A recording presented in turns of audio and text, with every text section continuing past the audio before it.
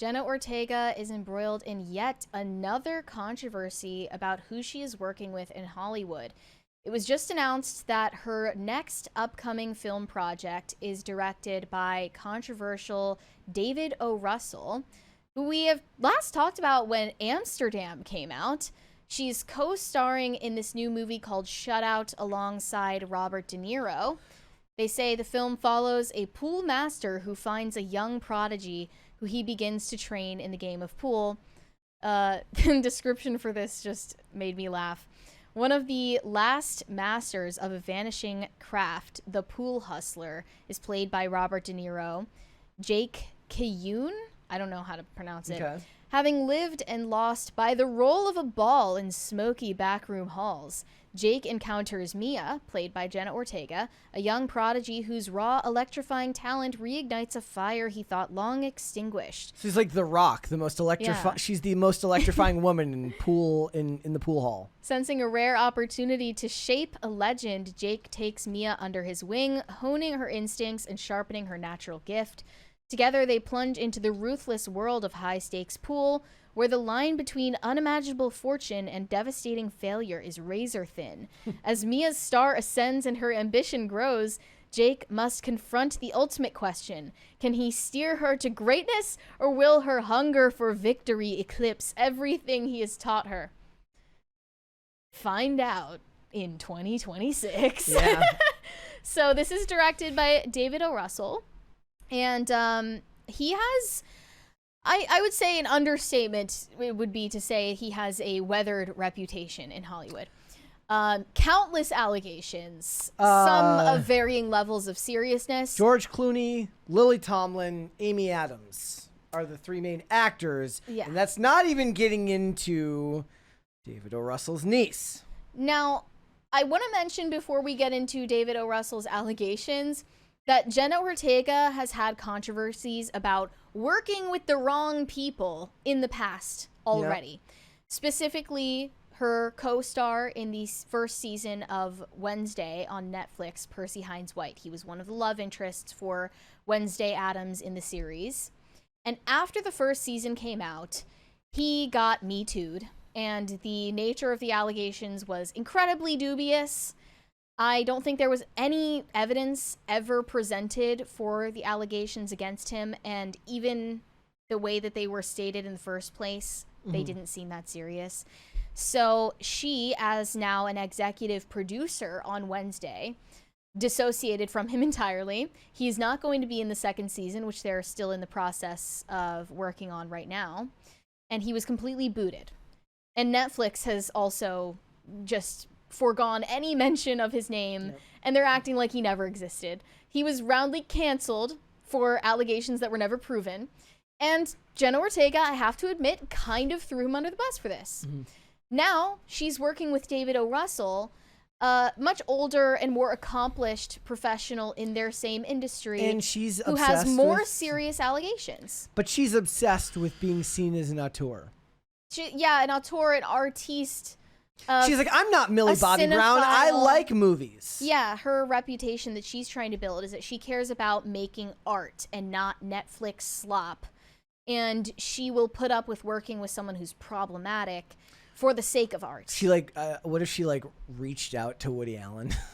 But it's funny, when she's making her Netflix slop, which is Wednesday, and I like it. It's slop, but I like it. Yeah.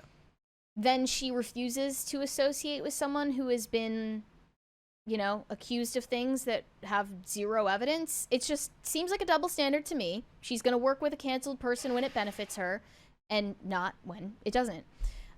So here were some of the responses. I'll never understand how actors or actresses can see the videos of David O. Russell throwing 5-year-old tantrums, physically assaulting his actors, and admitting to SAing his trans niece, and then saying to themselves, yeah, I want to work with him.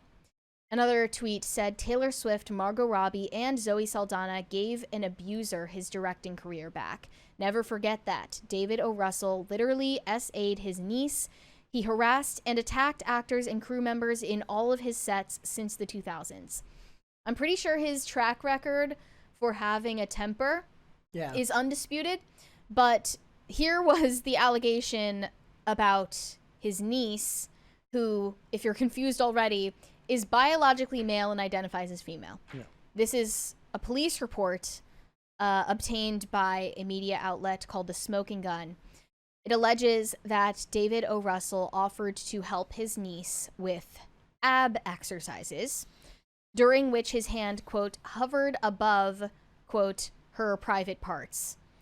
Then his niece says, after a chat about hormones used to increase breast size, David O. Russell slipped his hand under her shirt and felt both breasts.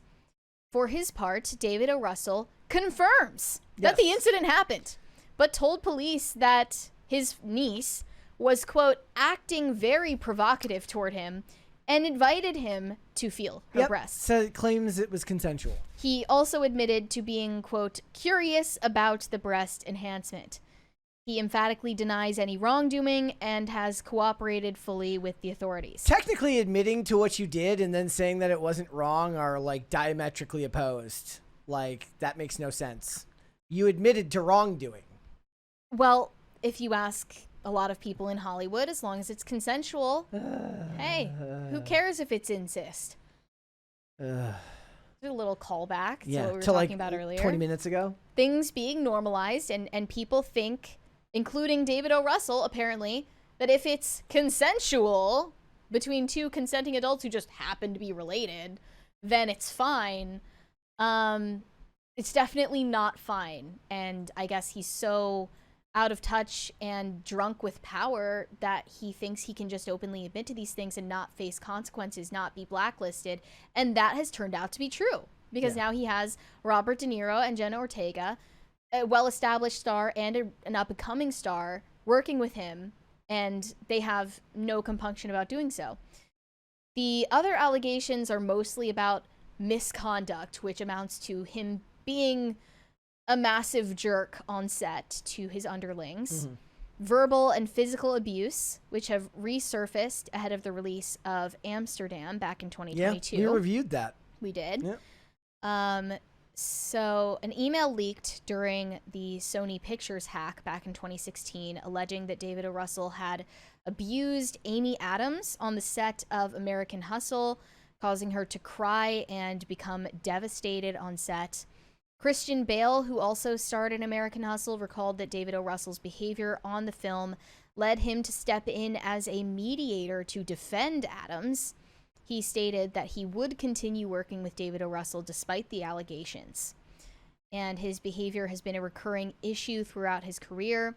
In 1999, during the production of Three Kings, George Clooney witnessed David O. Russell assault an extra who was nervous about performing a stunt, leading to a physical altercation between David O. Russell and George Clooney. Despite these controversies, David O. Russell has continued to receive support from industry figures and worked with A-list actors on subsequent projects. And that includes Amsterdam, that includes Shutout. It's completely arbitrary who gets blacklisted and who doesn't. It's so weird. Yeah, it feels like selective outrage, selective reporting too. What the media decides is worth our attention, or what the media decides the public should be outraged about. Like Harvey Weinstein, for instance. Yeah. He was clearly the focal point of the Me Too movement, and then when you look into the details of the allegations against him, a lot of it is kind of hard to believe. And even if you are to believe the stories as they're told, they still seem like actresses who made a gamble with sexual exploits and didn't get the outcome for their careers that they wanted. But then you look at the well-documented, repeated behavior of someone like David O. Russell, and no one seems to bat an eye. Yeah. It's weird. And Jenna Ortega has made, like, it is, again, it's weird that the Percy Hines White stuff was never proven, certainly never admitted to, like David O. Russell admitted to. No police report. Well, he was nothing. a minor. He was like a teenager when these claims were made. And like it or not, nothing was ever proven in a court of law. But I think if I'm to judge why she chose that path, it's because the outcry against someone like Percy Hines White will be greater because it dials in on younger people who are going to have an issue with it and pay closer attention to it because it's a younger actor in the digital age. Whereas David O. Russell, the same people who are complaining about Percy Hines White are not paying attention, nor do they know who David O. Russell is. Yeah, definitely different crowds of people.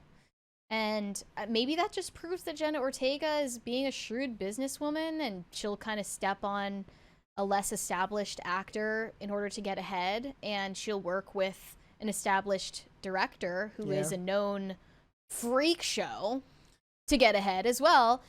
And then another puzzling detail is her stand in solidarity with Melissa Barrera after she got fired off of Scream 7 for her open takes about Palestine. Jenna Ortega at the time wanted us to believe that it was a scheduling conflict that made her step away from Scream 7, and then just openly admitted like a month ago that that was a lie. She just actually went into an interview and was I was just making that up. I lied. I just didn't, she basically admitted that it was because she didn't like how Melissa Barrera was treated. I mean, that's what they do at the CIA. They deny everything, and then 50 years later, a FOIA request comes through. Like, just kidding. We did that. I'm waiting for the Jenna Ortega files. We got a $20 Rumble rant here from Citizen Snips. Thank you. Says, good to see PCC on Rumble. Thank you guys for the countless hours of entertainment. Take some of my money. Well, we will. Thank you. Thank you for your money. It's purple on. Yeah, they have a different color scheme on Rumble. So I don't know what to make of this. Like, it seems Jenna Ortega is kind of losing favor with the Zoomer audience lately. Not only because she kind of looks different, like something changed in her face. Yeah. But also her behavior is questionable. I think it is the bangs that the most. Like I was kind of giving her crap about it yesterday, but she looks completely fine. It's just she doesn't have the bangs anymore. People underestimate the difference that eyebrows and bangs can make on Are your you face. ever going to not have bangs? Well, this is like kind of a recent thing for me. I never thought that I was going to have bangs. Now you just kind of. I tried it in 2021 and never looked back. There you go. They got 20 there from Jose Quintana. Happy Wednesday, Ortega. Brett, have you ever seen Barbed Wire? Underrated even now. Ghost Empress, while I always bend the knee to your dark arts, does the movie Conclave now make sense to you? Long live PCC. I did see Barbed Wire when I was very young. Do you have a take on it? No. Okay. What am I to think? Not a movie for a 10-year-old or however old I was when it came out. Is Conclave finally making sense? I don't think that movie is ever really going to make sense to me, honestly. The plot twists still ruined it for me. Gabe in the chat says, "Oh, bangs. Thought you said fangs." No. Her hair. So, all right. What final thoughts on Jenna Ortega? I see a long and fruitful career ahead of her because she doesn't care about other people. And she's good at politicking. No hate. Legitimately, I'm not even throwing tomatoes right now. Like, good for you. So her, Sydney Sweeney, and Glenn Powell seem to be this generation's geniuses at kind of navigating the industry. Now, Glenn Powell, not necessarily about politics, more about branding. He knows who he is and what his draw is to audiences. But he's like your age, right? Yes, he is. So he's been working for a much longer time. He was in The Dark Knight Rises. He was in Scream Queens. He was. Well, I wouldn't know that. Actually. Okay. Thanks for watching. Listen to full episodes of Pop Culture Crisis on Spotify. Keep up with us on social media and make sure you subscribe and ring that bell so you never miss the show. Bye, guys.